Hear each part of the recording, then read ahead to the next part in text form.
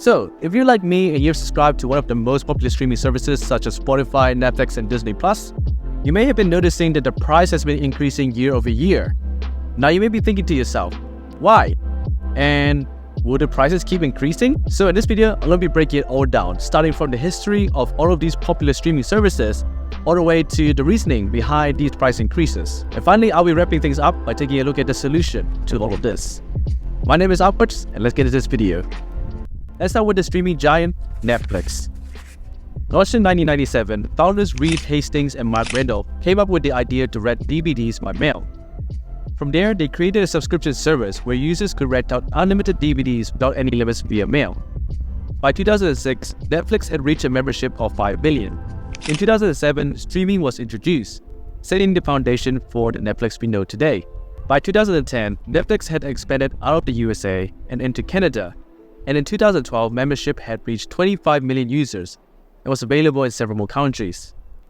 This number doubled within the next 2 years, and Netflix launched streaming in 4K Ultra HD. By 2017, Netflix had become available in pretty much every single country, with 21 languages available on the streaming platform, with over 100 million users globally, becoming the top undisputed streaming service. Spotify has a similar history, being launched in 2008 as a small startup by Daniel Ek and Martin Lorentzen. They created Spotify as a response to the rising growth in music piracy. Spotify launched with a 2-user tier system, a free ad-supported service and a paid subscription service with no ads. Daniel Ek, when asked about why he created Spotify, said, "I realized that you can never legislate away from piracy. The only way to solve the problem was to create a service that was better than piracy and at the same time compensates the music industry." This was with an interview with The Telegraph. Spotify became the solution, which worked with record labels to distribute their music on their platform and in turn pay out royalties to these labels, who in turn pay their artists, producers, songwriters, and so forth. Today, Spotify has over 100 million tracks, 5 million podcast titles, and over 574 million users globally. Now let's talk about price increases, which can be attributed to one factor: saturation. Seeing how successful Netflix became, several other companies joined the bandwagon. Among these were Disney, Paramount, HBO, and Apple. As more companies started to claim more exclusive deals with studios to gain more users, the streaming wars had begun. As Netflix continued to hold its top position, other companies tried everything they could to topple over Netflix. But it became clear that as Netflix had struggled to keep their users, the issue wasn't competition, it was saturation. According to data analytics group Kantar, 85% of households in the US were subscribed to a streaming service in 2021. This number only grew by 2% year over year.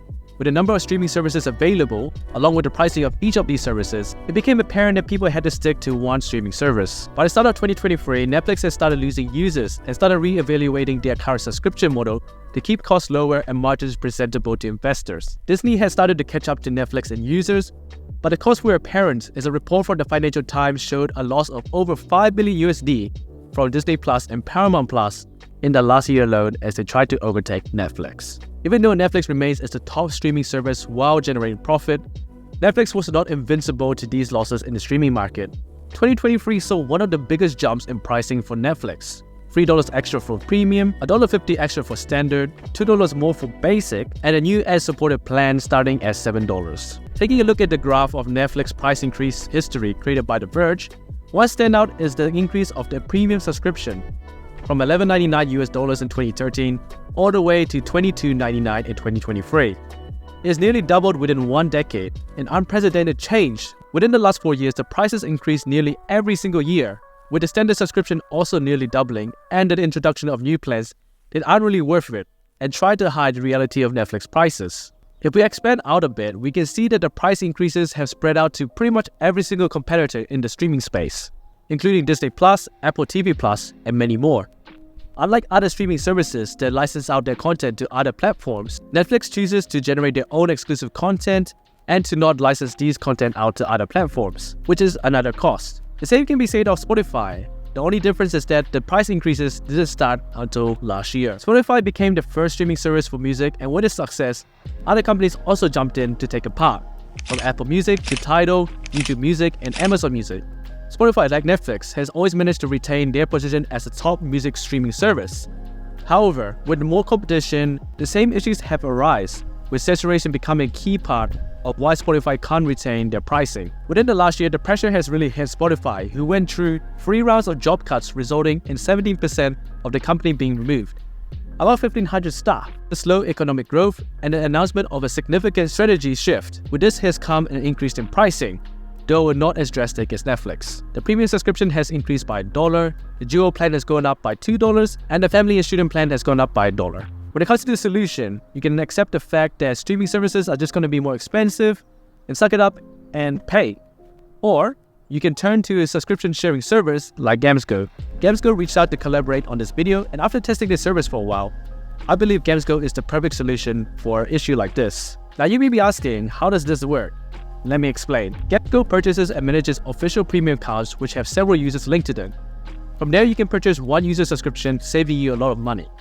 For example, with Netflix, which has 5 users enabled on one premium account, you subscribe to use one of these 5 users, and you only pay a quarter of what a normal premium Netflix account costs. After signing in, you can view all of your active subscriptions here and use the password to log into the streaming site. And that's it. The cool thing about GamsGo is that they manage everything. This means you don't have to worry about expiry dates and password for subscriptions.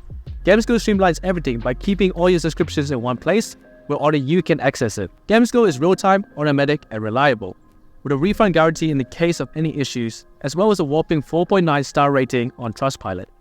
It's legal, trustworthy, and super easy to set up. Currently, GamsGo supports all major streaming services such as Netflix, Spotify, YouTube Premium, Disney+, Prime Video, HBO Max, Tidal, Crunchyroll, and more. If you want to find more about GamsGo, you can check the link in my description. I also have a referral code there so that you can get 5% off Netflix and 2% off any other streaming service. So that wraps up this video. My name is Anwar, and I'll see you guys in the next video.